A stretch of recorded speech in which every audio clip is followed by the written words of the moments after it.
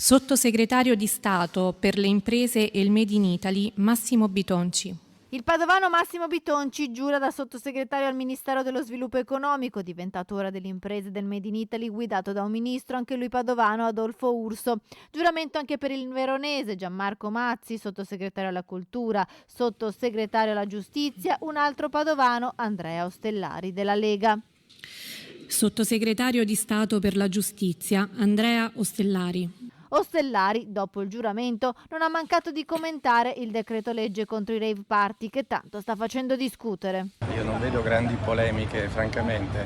C'è stato un fatto e il governo ha deciso di intervenire e credo fosse giusto intervenire anche in questa misura. Io ritengo che quel evento che si cerca ovviamente di evitare con questo intervento legislativo sia importante.